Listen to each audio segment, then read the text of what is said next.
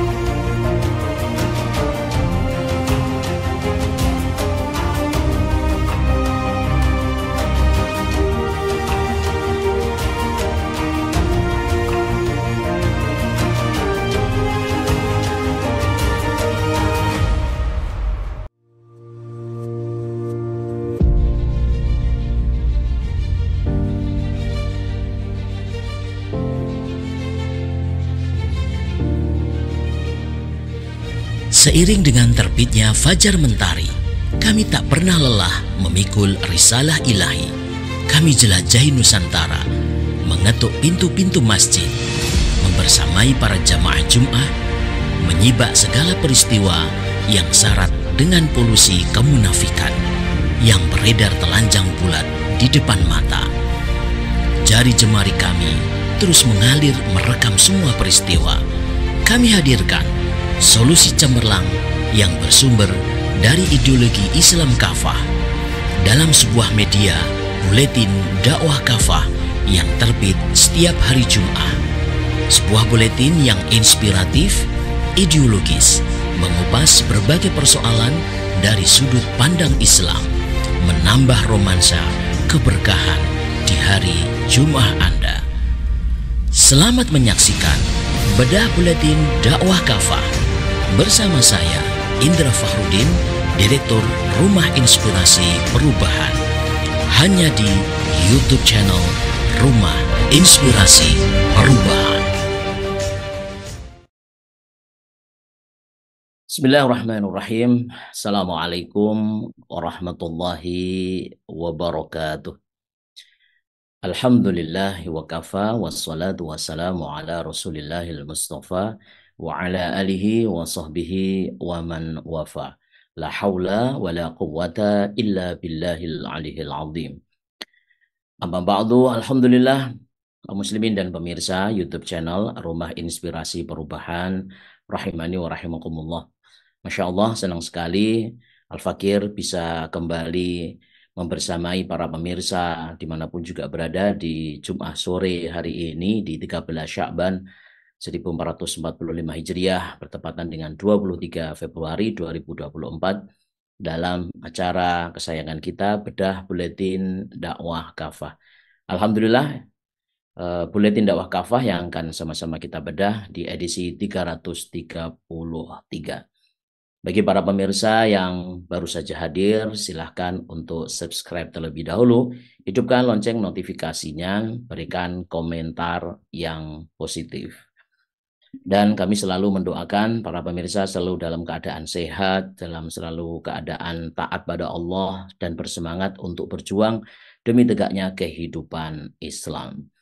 Baik para pemirsa, topik dari bedah Buletin Dakwah Kafah edisi 333 adalah mengembalikan fungsi kekuasaan sesuai dengan ajaran Islam. Insya Allah kita akan mengupas bagaimana sebenarnya kekuasaan di dalam Islam pas dengan konteks politik sekarang ini yang kita tentu khususnya di negeri ini lagi membicarakan tentang kontestasi politik, pemilihan pemimpin. Maka kita ingin memberikan satu pemahaman kepada masyarakat bagaimana sebenarnya kekuasaan di dalam Islam. Apa hubungan kekuasaan dengan Islam itu sendiri. Nah, di dalam kekuasaan, sekali lagi, dalam Islam, kekuasaan itu merupakan sesuatu hal yang sangat penting sekali, tidak bisa dipisahkan. Begitu saking pentingnya, kekuasaan ini bahkan sering disandingkan dengan agama, yaitu dengan Islam itu sendiri. Sebagian ulama, sebagaimana disampaikan oleh Imam Al-Ghazali rahimahullah ta'ala dalam kitab Al-Iqtisad fil I'tiqad, beliau mengungkapkan bahwa ad-dinu wa sultanu tau'amanin. Agama dan kekuasaan itu ibarat dua saudara kembar. Masya Allah. Beliau mengungkapkan dengan sebuah kalimat ungkapan yang bagus bahwa agama dan kekuasaan itu ibarat dua saudara kembar, ya, seperti saling melengkapi. Walihada qila, karena itu sering dikatakan bahwa ad-dinu usun wa sultanu harisun wa mala usalahu famahdumun wa mala harisalahu fadha'il. Agama ini adalah pondasi, sementara kekuasaan itu adalah penjaganya. Dan apa saja yang tidak memiliki pondasi akan hancur, dan apa saja yang tidak memiliki penjaga akan lenyap. Masya Allah, sebuah ungkapan yang sangat bagus bahwa agama dan kekuasaan ibarat saudara kembar. Agama, yakni adalah ad-din, artinya adalah ideologi Islam, itu adalah asas dari sebuah kekuasaan. Dan kekuasaan itu akan menjaga agama itu. Apa saja yang tidak memiliki pondasi, artinya kekuasaan yang tidak ada pondasi agamanya, maka dia akan hancur.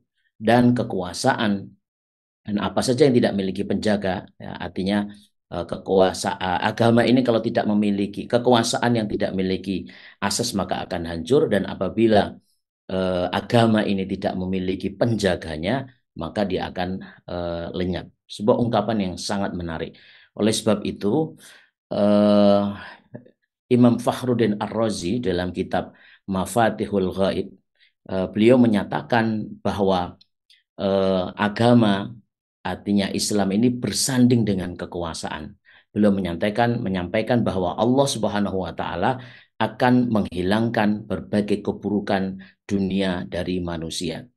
Artinya Allah Subhanahu wa taala dengan kekuasaan itu dihadirkan untuk menghilangkan berbagai keburukan dunia dari manusia. Bukan justru untuk menciptakan kezaliman atau keburukan pada manusia. Tentu cara pandang ini sangat berbeda dengan konteks kekuasaan yang ditopang oleh ideologi selain Islam. Apakah itu sosialisme, komunisme, ataupun kapitalisme yang benar-benar telah banyak menghasilkan kerusakan di muka bumi ini. Nah, berikutnya para pemirsa, kita akan bahas apa sebenarnya fungsi dari kekuasaan itu dalam Islam. Saking pentingnya kekuasaan sangat disadari oleh Rasulullah SAW. Oleh sebab itu, sejak awal beliau berdoa kepada Allah Subhanahu wa taala agar diberi suatu kekuasaan, yaitu sultan. Namun bukan sembarang kekuasaan, namun kekuasaan yang bisa menolong agamanya. Atau dalam bahasa lain disebut dalam Al-Quran sultanan nasira. Hal ini Allah Subhanahu wa taala berfirman di dalam surah Al-Isra ayat yang ke-80. A'udzu billahi minasyaitonir rajim wa qul rabbi adkhilni mudkhala sidqin wa akhrijni mukhraja sidqin waj'al li min ladunka sultanan nasira. Katakanlah Muhammad, ya Tuhanku, ya Tuhanku, masukkanlah aku dengan cara yang benar dan keluarkan aku dengan cara yang benar dan berikanlah aku dari sisi Engkau kekuasaan yang menolong. Ya, hal ini menunjukkan sesuatu hal yang sangat penting sampai Rasulullah SAW itu berdoa. Nah, Masya Allah, berkaitan dengan ayat tersebut di dalam surah Al-Isra 80, Imam Ibnu Katsir rahimahullah ta'ala dengan mengutip apa yang disampaikan oleh Qatadah rahimahullah menyatakan bahwa Inna Nabiyallahi sallallahu alaihi wasallam alima alla taqata lahu bihadzal amri ila bisultani. Sesungguhnya Nabi Muhammad sallallahu alaihi wasallam menyadari bahwa beliau tidak punya daya kekuatan untuk menegakkan agama Islam ini kecuali dengan kekuasaan. Fasa'ala sultanan nasira li kitabillahi wa li hududillahi wa li faraidillahi wa li iqamati dinillah. Karena itulah beliau memohon kepada Allah kekuasaan yang bisa menolong kitabullah, yakni Al-Quran, melaksanakan hudud Allah, menunaikan berbagai kewajiban dari Allah, dan menegakkan agama Allah, yakni Islam. Fa inna sultana rahmatu minallahi ja'alahu baina adhuri ibadih. Sungguh kekuasaan adalah rahmat Allah yang diberikan kepada hambanya. Jadi walaula dzalika la aghara ba'dhum ala ba'din fa akala syadidun dha'ifahu. Bukan karena kekuasaan tersebut, orang-orang bisa saling menyerang atau mendolimi satu sama lain, hingga pihak yang kuat bisa memangsa pihak yang lemah. Masya Allah, sebuah tafsir yang bagus yang disampaikan, yang dikutip oleh Qatadah, ditulis di dalam tafsir Al-Quranul Azim Imam Ibnu Katsir rahimahullah ta'ala. Nah, dari penjelasan Imam Ibnu Katsir rahimahullah ta'ala tadi itu bisa disimpulkan, para pemirsa, bahwa ada dua fungsi kekuasaan utama. Ya, ada dua fungsi kekuasaan yang utama. Yang pertama adalah menegakkan agama Islam. Nah, inilah yang sekaligus menjadi motif utama Rasulullah SAW untuk meminta kekuasaan kepada Allah Subhanahu wa Ta'ala.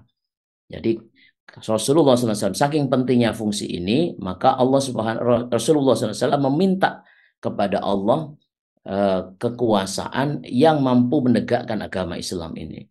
Karena faktanya ketika pada akhir Rasulullah SAW benar-benar menjadi penguasa atau kepala negara Daulah Islam di Madinah, kekuasaan beliau ini benar-benar diorientasikan untuk menegakkan Islam dan menyebarluaskan dakwah Islam ini ke seluruh penjuru dunia.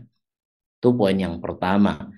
Poin yang kedua adalah untuk mengurus berbagai urusan dan kepentingan masyarakat.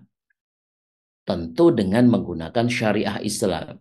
Jadi yang kedua adalah menjaga agama, menegakkan din. Ya.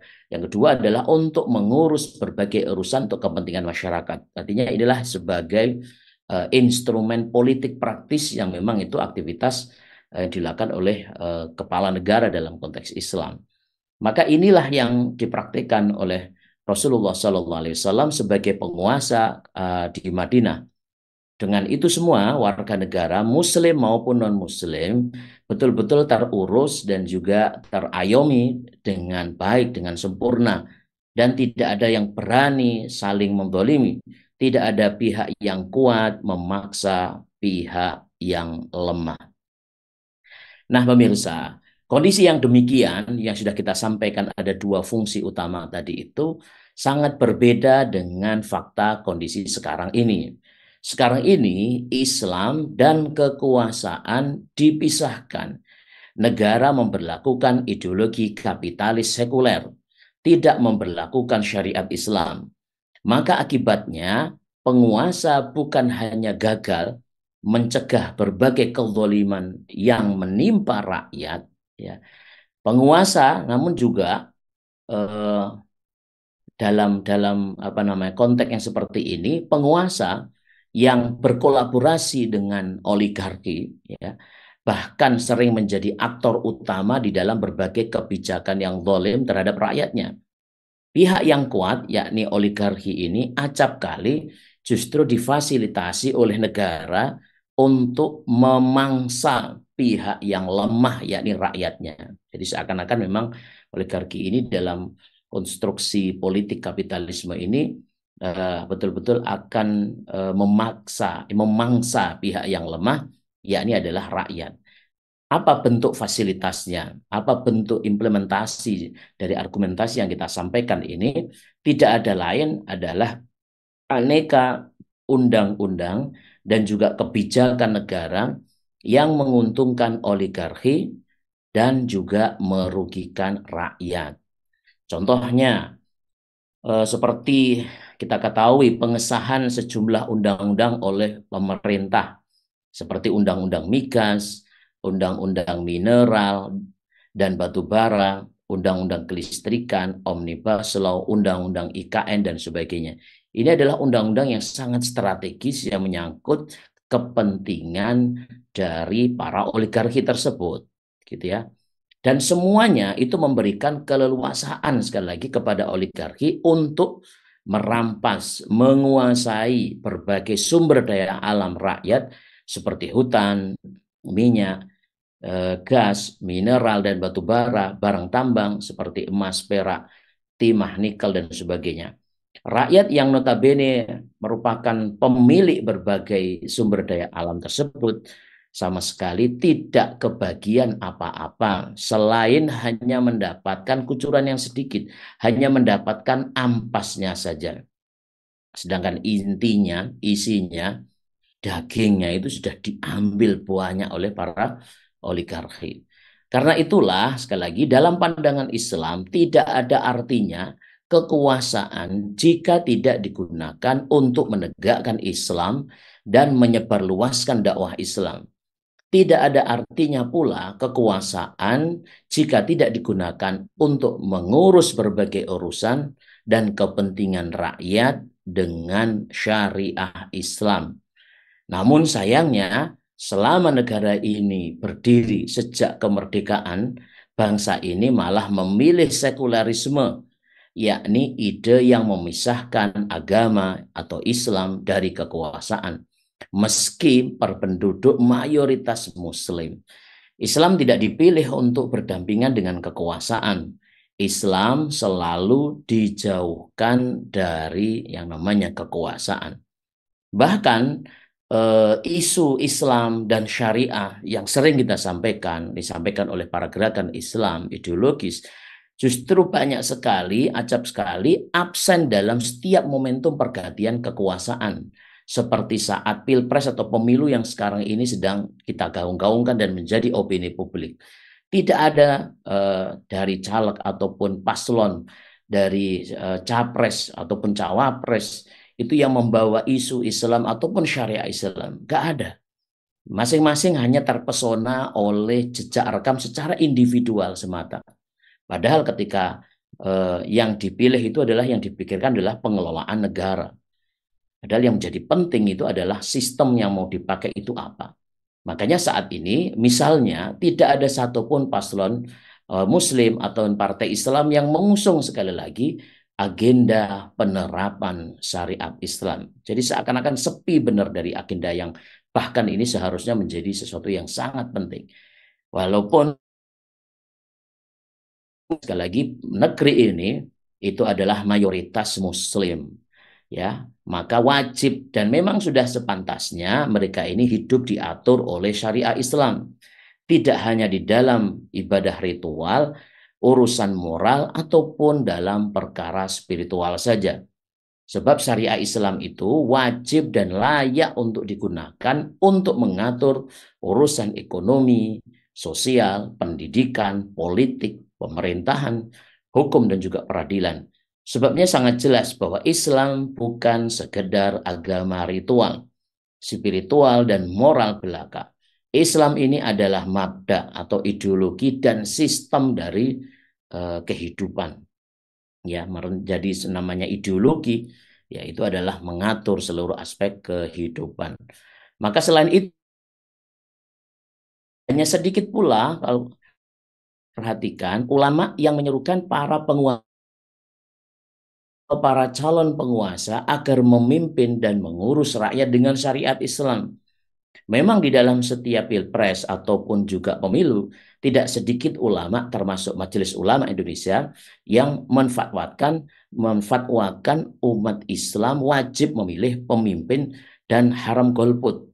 Ya, itu yang sering disampaikan kemarin itu, haram untuk golput. Namun sedikit sekali ulama yang menfatwakan pemimpin atau penguasa ini wajib menegakkan syariat Islam secara kafah di dalam seluruh aspek kehidupannya. Padahal kalau kita bicara tentang ulama ini pemirsa ya, tentu sangat paham akrab dengan kitab-kitab para ulama. Kalau kita bicara syariat tadi itu, di dalam kitab-kitab para ulama fikih ya, tidak hanya dibahas bab tentang toharo atau bersuci, ubudiyah seperti sholat, zakat, haji saja. Di dalamnya juga dibahas bab muamalah, termasuk ekonomi dan juga siasah atau politik, hudud hingga imamah atau khilafah. Bahkan juga membahas tentang jihad atau perang fi sabilillah, jihad fisabilillah, dan banyak sekali. Maka sampai saat ini pun kitab-kitab para ulama fikih itu bahkan diantaranya ditulis sejak ratusan tahun yang lalu, tetap saja masih dikaji oleh para santri dan juga diajarkan oleh para ulama atau kiai, khususnya di pondok-pondok pesantren. Kitab-kitab fikih karya Imam Syafi'i rahimahullah ta'ala, para ulama mazhab Syafi'i misalnya, yang dianut oleh mayoritas umat Islam di negeri ini, jelas-jelas mengajarkan semua perkara yang kita sampaikan tadi itu. Sayangnya semuanya itu diserukan oleh para ulama untuk sayangnya semua tadi itu tidak diserukan oleh para ulama untuk diterapkan oleh penguasa negeri yang mayoritas penduduk muslim ini. Padahal faktanya, katanya bangsa ini ingin maju, ingin sejahtera, adil dan makmur. Ya, karena jelas sekali sejahtera, adil dan makmur hanya mungkin saat umat Islam mengamalkan dan menerapkan syariah Islam. Demikian sebagaimana Masya Allah dinyatakan oleh As-Sayyid Muhammad bin Alawi Al-Maliki rahimahullahu ta'ala.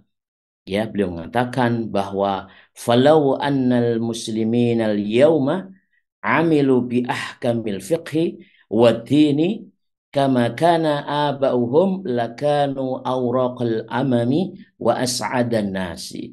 Andai kaum muslimin hari ini menerapkan hukum-hukum fikih dan syariah agama ini sebagaimana generasi pendahulu mereka pada masa lalu, niscaya mereka ini akan menjadi umat yang paling maju dan yang paling bahagia. Masya Allah.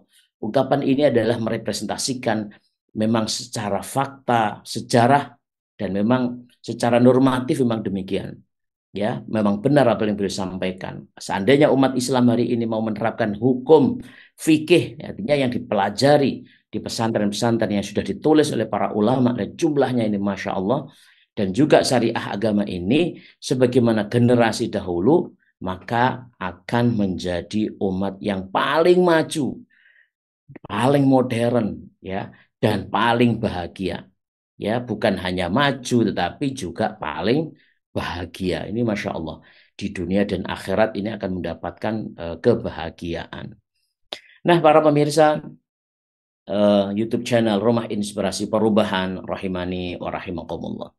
Lantas pembahasan kita, apa sebenarnya yang menjadi dorongan ya kita itu untuk ya mau sekali lagi menjadikan kekuasaan itu sebagai metode untuk menerapkan syariat Islam untuk menyelesaikan berbagai problem tadi kehidupan kita. Sekali lagi semuanya itu karena wujud iman dan takwa kita kepada Allah Subhanahu wa taala.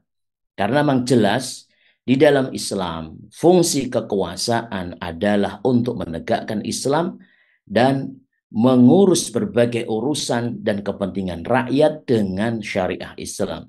Semua ini adalah wujud keimanan dan ketakwaan kita kepada Allah Subhanahu wa taala. Saat negeri ini yang berpenduduk mayoritas muslim ini benar-benar beriman dan bertakwa, maka kemakmuran, kesejahteraan, keadilan, serta aneka kebaikan, keberkahan pasti dirasakan oleh mereka.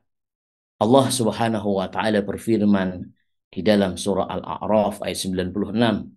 A'udzubillahi minasyaitonir rajim. Walau anna ahlal qura amanu wattaqau lafatahna 'alaihim barakatim minas sama'i wal ardi walakin kadzdzabu fa akhadnahum bima kanu yaksibun.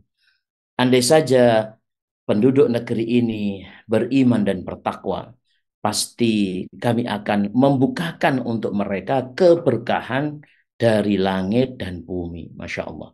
Namun akan tetapi mereka telah mendustakan ayat-ayat kami. Karena itu kami menyiksa mereka sebagai bagian dari apa yang mereka perbuat. Keimanan dan ketakwaan tentu saja diwujudkan dengan kemauan untuk menjalankan dan menerapkan seluruh syariah Islam secara kafah dalam semua aspek kehidupan. Itulah yang dipraktikkan oleh baginda Nabi Muhammad SAW selaku penguasa negara Islam di Madinah dahulu. Beliau mengatur negara dan rakyat beliau hanya dengan syariah Islam. Sedikit pun beliau tidak mengambil aturan lain selain dari wahyu Allah yang telah Allah Subhanahu wa taala turunkan kepada beliau. Kekuasaan beliau lalu dilanjutkan oleh para khulafaur rasyidin dan juga para khalifah setelah mereka. Jelas para khalifah pun dalam sepanjang sejarah kekhilafahan Islam selama tidak kurang dari 13 abad hanya menggunakan syariah Islam dalam mengatur negara dan rakyat mereka.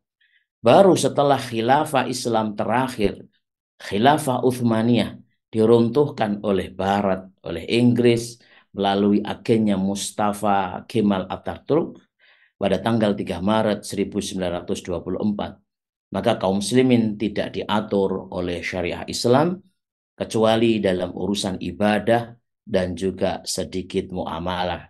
Sebagian besar aspek kehidupan mereka diatur oleh aturan sekuler yang bersumber dari Barat, dari kafir Barat penjajah. Itulah yang terjadi dan termasuk juga di negeri tercinta ini. Maka pemirsa, menjadi pertanyaan yang harus kita jawab. Maukah kita kembali diatur oleh syariah Islam yang notabene merupakan aturan-aturan Allah Subhanahu wa taala, sementara kita semua pasti mengaku sebagai hambanya. Ini perlu kita jawab ya, bukan hanya dalam individu tapi umat ini harus menjawabnya. Masya Allah. Baik, yang terakhir di dalam lembar hikmah buletin dakwah kafah ini ada satu doa dari Rasulullah SAW yang ditujukan pada pemimpin.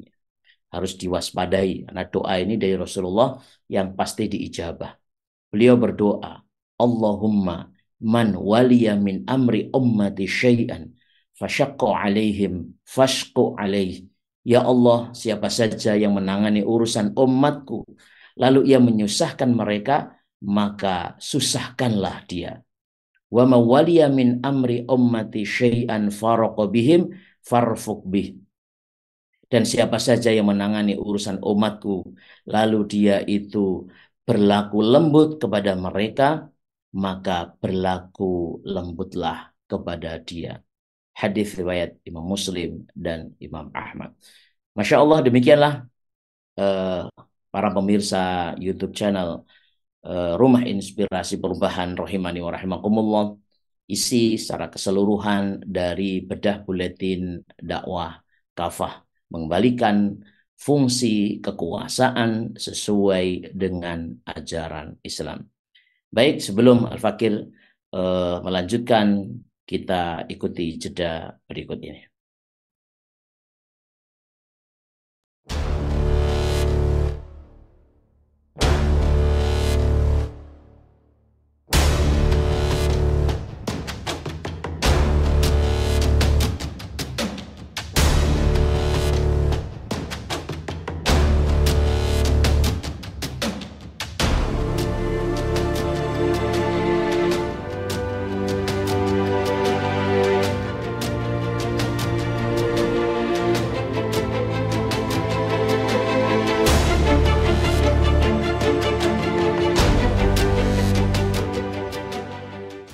It is time to be one ummah. It is time to be one ummah. Alhamdulillahirrabbilalamin, jazakumullahu khairan ahsanal jaza. Kami haturkan kepada para pemirsa Rumah Inspirasi Perubahan yang masih menemani Al-Fakir di Jumat sore yang penuh berkah ini di bedah buletin dakwah kafah. Sekali lagi, buletin dakwah kafah, beberapa edisi terakhir ini kita membahas tentang kekuasaan. Ya, di pekan yang lalu kita bahas bagaimana syariat Islam mampu memberikan keberkahan. Nah, di sini semakin menguatkan, menggubalkan kembali, memberikan satu benang merah penegasan bahwa pentingnya kita untuk mengembalikan fungsi kekuasaan ini kepada untuk menerapkan aturan Islam. Lah, semoga ini umat ini paham, ya. Jangan sampai kita tuh tertipu oleh permainan-permainan politik, ya, pesta yang itu justru memalingkan kita dari agenda utama umat ini. Inilah agenda umat, penerapan hukum Allah, penerapan syariat Islam, yang itu sebenarnya arah perubahan yang seharusnya umat Islam itu tegakkan, arahkan, ya. Jangan malah kita mengarahkan arah harapan perubahan itu bukan kepada Islam. Sekali lagi, Islamlah yang harus kita naikkan dalam konteks kekuasaan itu, bukan hanya semata-mata orangnya saja. Kalau nanti orangnya yang dinaikkan, maka yang terjadi adalah terjadi persoalan-persoalan yang sekarang ini atau bahkan ke depan kita bisa prediksi akan terlihat bagaimana politik kapitalis sekuler ini memang ditopang bukan dengan niat untuk mengatur, untuk menegakkan agama, apalagi mengatur urusan umat, tetapi hanya sekedar untuk kepentingan para kapital, pemodal. Dan ini betul-betul terlihat. Apa yang terjadi di sekitar kita bukan hanya persoalan kecurangan.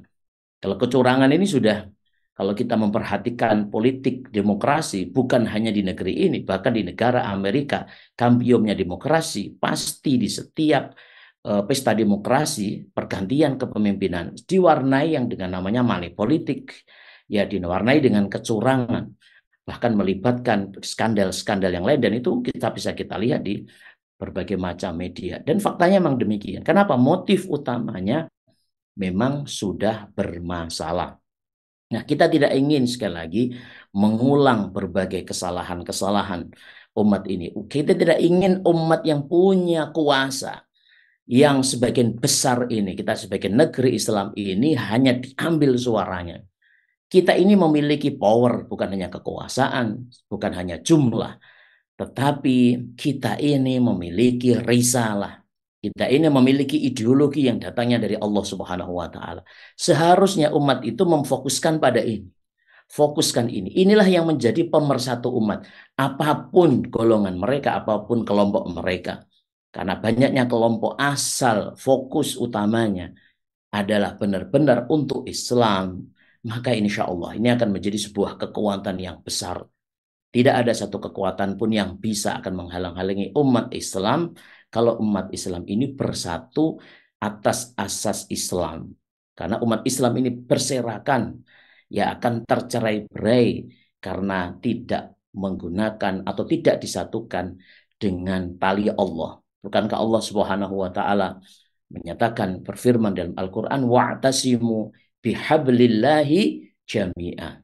Kita diminta oleh Allah untuk berpegang teguh ya kepada tali Allah jami'an artinya dengan syariat Allah Subhanahu wa taala. Karena kalau kita berpegang teguh pada syariat ini, kita akan bisa betul-betul bersatu yang sebenarnya. Kalaupun ada perbedaan-perbedaan yang sifatnya furu'iyah, itu Masya Allah. Di dalam Islam sudah ada rumusnya, dan saya kira umat ini sudah dengan ulama-ulamanya sudah sangat dewasa tugasnya mereka untuk mendidik umat ini untuk disatukan dalam perkara-perkara yang usul. Baik, saya kira demikian pertemuan kita di Bedah Buletin Dakwah Kafah di sore hari ini. Semoga betul-betul memberikan pencerahan, mendidik umat, ya mencerdaskan, merubah pemikiran umat dengan hadirnya Buletin Dakwah Kafah di tengah-tengah masyarakat itu. Ini adalah bagian sekali lagi niat ikhlas kita, niat baik kita untuk memperbaiki tata kelola bumi ini, khususnya di negeri ini, yang ini notabene adalah bumi ini adalah milik Allah Subhanahu wa taala. Kita ingin kembalikan tata kelolanya kepada Sang Pencipta Allah Subhanahu wa taala, yaitu dengan aturan-aturan yang diturunkan oleh Allah Subhanahu wa taala. Kami haturkan jazakumullah khairan kepada para pemirsa yang terus hadir di majelis yang mulia ini. Mohon maaf apabila ada beberapa hal yang kurang berkenan. Semoga Allah Subhanahu wa taala mempertemukan kita di Jumat sore yang akan datang, dan insya Allah kita juga berdoa kita dipertemukan nanti di bulan suci Ramadan. Amin amin ya rabbal alamin. Subhanakallahumma bihamdika asyhadu an la ilaha illa anta astaghfiruka wa atubu ilaih. Wassalamualaikum warahmatullahi wabarakatuh.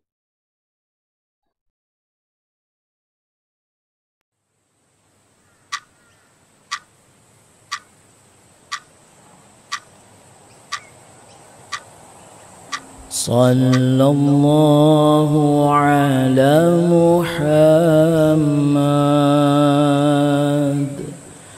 sallallahu alaihi wasallam sallallahu ala Muhammad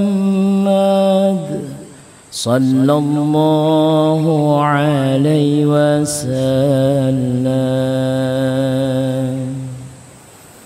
It is time to be one ummah. It is time to be one ummah. 100 years without khilafah. It is time to be one ummah. Sallallahu ala Muhammad sallallahu alaihi wasallam sallallahu ala Muhammad sallallahu alaihi wasallam. It is time to be one ummah. It is time to be one ummah. It is time to be one ummah. With dawla al-khilafah. Sallallahu ala Muhammad صلى الله عليه وسلم صلى الله على محمد صلى الله عليه وسلم.